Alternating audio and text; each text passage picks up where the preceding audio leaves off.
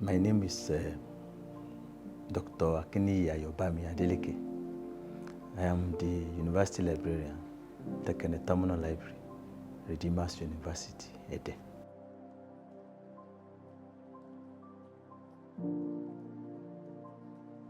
Right from the inception of the university in 2005, we decided that the library was going to be a hybrid library. And what do I mean by a hybrid library? A library that we have both electronic and physical information resources in order to serve the information needs of our students and staff of the Redeemers University. So, it has always been our vision and our goal that the library will be the gateway to myriads of information resources that is available and accessible anywhere. And that vision we have been pursuing vigorously since 2005. And we have not deviated from that. We want to remain the gateway to information resources available and accessible anywhere in the world by deploying technological innovations in order to harness these myriads of information resources for the benefit of our users, both staff and students.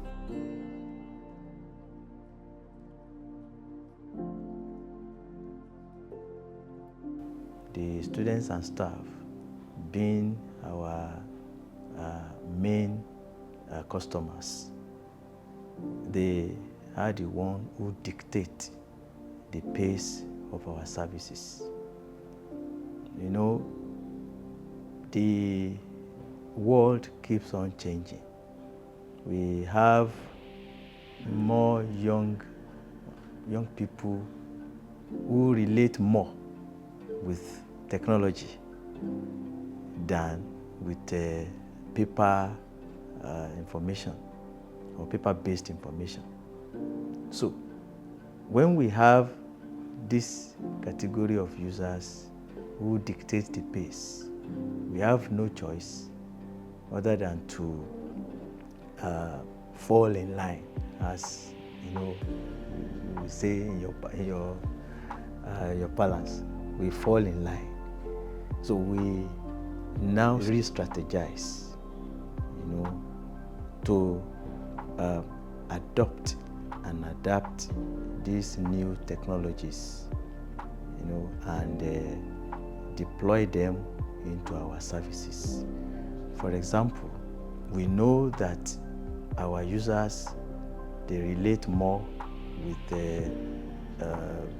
electronic resources.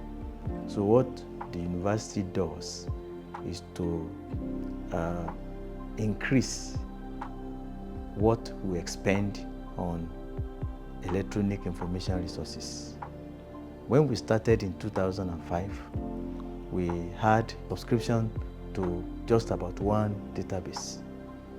But now, because of the increase in the number of people who are interested in electronic resources, the university has invested more in subscribing to electronic resources. For instance, now we have about 32 databases that the university have access to, and we have been paying our subscriptions annually. We have never defaulted in paying subscriptions.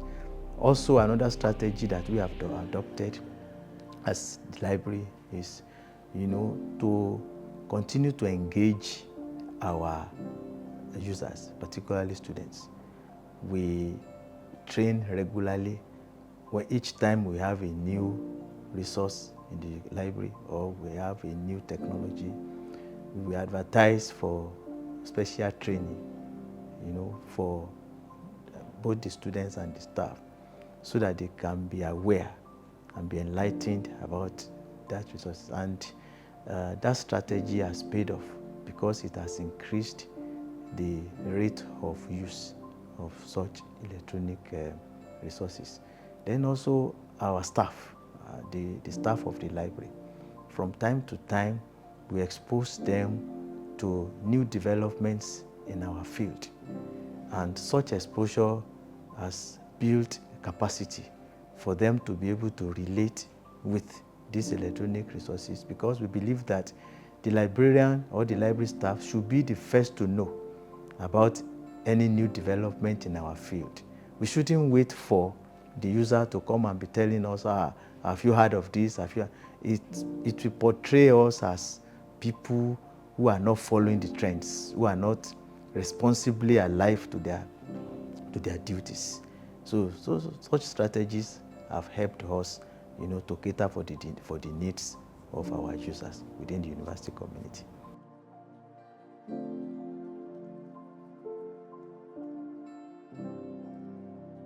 Even before I became a university librarian or acting university librarian, I've had opportunities to play leadership role, especially at the association level, the professional association level. Before I became the university librarian, I was the chairman of a section of the Nigerian Library Association nationally. That's the Cataloging, Classification and Indexing Association.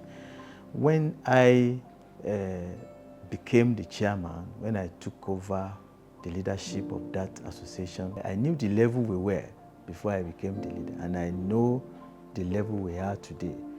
So my philosophy has always been transparency in leadership and carrying everybody along. When people know what you are doing and you are able to explain to them and convince them why you are doing what you are doing, definitely they will own the business. And when they own the business, they will participate actively. They will see themselves as, active stakeholders, and they will bring in their experiences, their expertise, their knowledge, their everything. They will bring it on board, and with that, you can all achieve together. I was a Commonwealth fellow at the University of East London in 2016, and largely the training, the fellowship was meant for leadership, acquiring leadership skills. We were taken through so many leadership skill sessions. From there, I learned that transparency is the hub of leadership. When a leader is transparent, when you have nothing to hide, people see everything, definitely they will support whatever ideas you bring on board. But when your activities are obscured, people will tend to withdraw from you. So I would say transparency has been the hallmark of my own leadership style.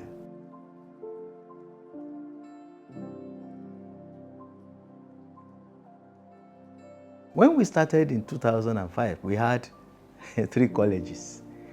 So it was very easy that time, or it was easier that time, to manage the resources allocated to the library.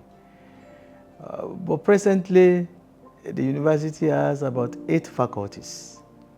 And these 8 faculties have about 41, 42 programs. And all these programs must be catered for adequately in terms of information resources and in terms of personnel services.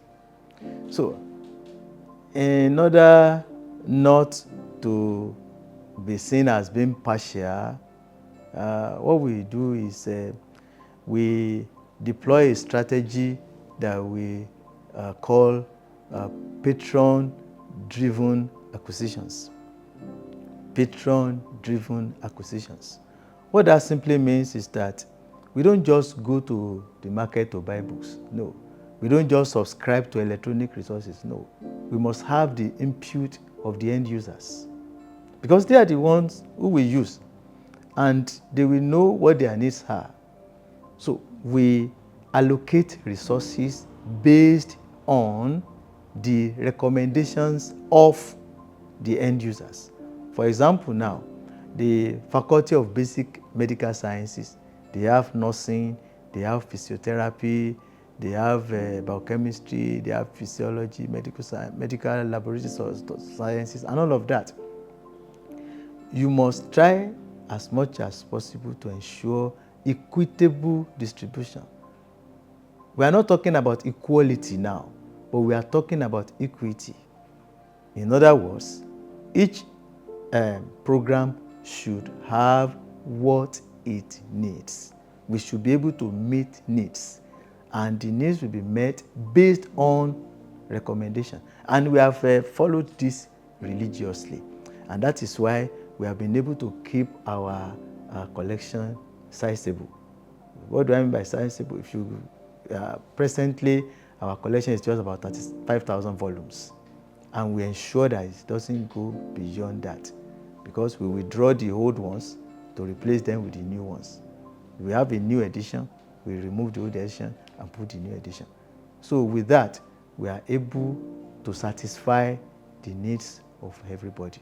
So what we do is equitable allocation of resources. That is, allocation based on needs of individual program of the university.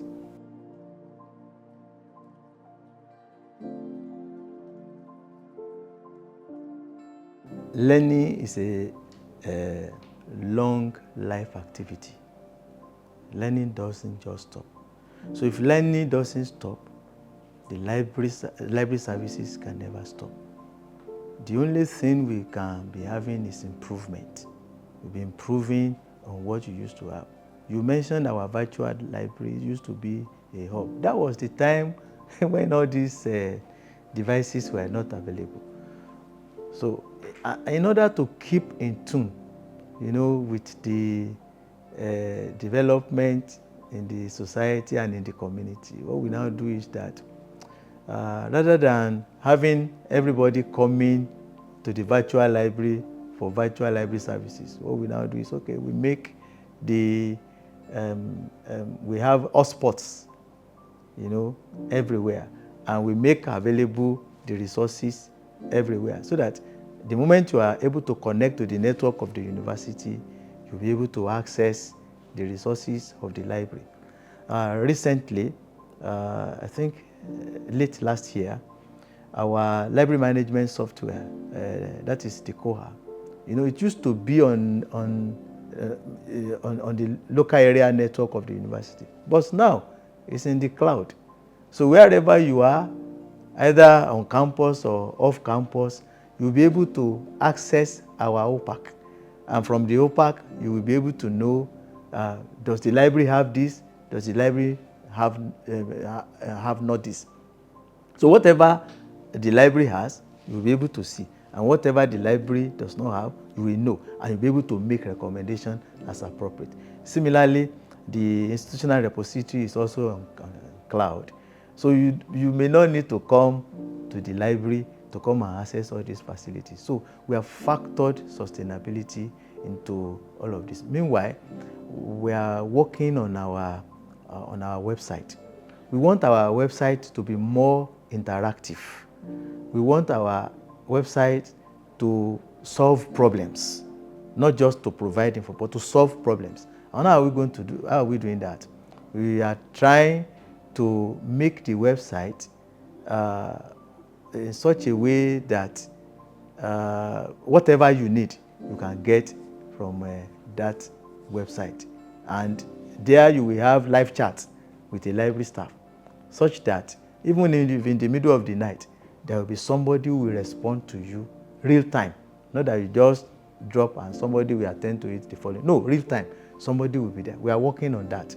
And very soon we will launch it. In fact, we plan that by the By next year, when the university will turn 20 years, we'll be able to launch some of these things for the world to see.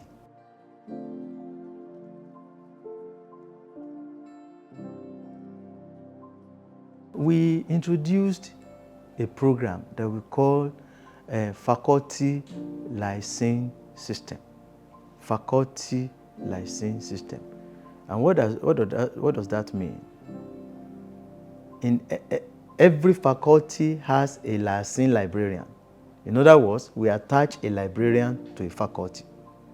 So all the information needs of that particular faculty we get to the faculty librarian, who will find a way of communicating the needs of the faculty to the library, and the library will in turn address such needs. Another thing we do is that the licensing officer, the faculty librarian, will attend faculty board meetings. So at the faculty board meetings, whatever agitation of the faculty members, the librarian will be there, listen to them, provide information, and the ones that he may not be able to provide information, he will bring to the library, we will brainstorm, and after we have brainstormed, he will be able to go back and communicate that to the faculty. Then, for the students, the faculty librarian finds a way of relating with the students' body. You know, every faculty has departments, and the departments, the students have student associations. So through the student associations, the librarian can get to the students in that department and in that faculty and bring feedback to the library. So these are some of the strategies that we adopt in order to support the teaching, learning, and research, needs of both the lecturers and the students. For the literacy skill, we have some programs. Some are statutory, some are ad hoc. The statutory program, one of them is the coursework, what we call use of library. Through the use of library, the students are taught how to use the library effectively. That's one aspect of it. The other one that we call ad hoc, those ones, they are not organized regularly, but they are organized maybe when the need arises. For instance, as I mentioned earlier, whenever we acquire a new resource, we will do a kind of sensitization, create awareness, invite students to train them on how to use it. For example, when we migrated our cohort to the cloud, we began to teach students on how to access, even in their homes, in their houses, and all of that, through their phones. So such programs have helped to improve the use of the library and the way the students relate with the library.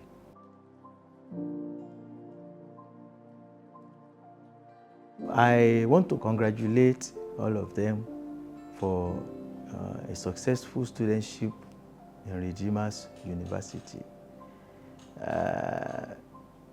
My alma mater, Obafemi Awolowo University, when we were there, we used to have one slogan. We say, don't just pass through the university, let the university pass through you. If you just pass through the university and the university did not pass through you, you can never implement the knowledge you gained in the university. So it is the same message I will pass to the graduates. Yes, they have passed through Redeemers University. They should allow Redeemers University to pass through them. All the things they learned here, the moral values, the academic values, even the spiritual values that they acquired here, they should allow those things to pass through them, so that when they get to the outside world, they will be able to implement all those things and put them to use. The truth of the matter is that the life in school is different from the life outside there. But the values you acquire here as students, they will help you when you get out there. But that will only happen if you have allowed the university to pass through you and you did not just pass through the university. So I pray for them that God of heaven will guide them in the wilderness of the world and they will be successful in life. And when else we will hear from them, it shall be great news. So I say, congratulations, and I will meet you at the top. Thank you.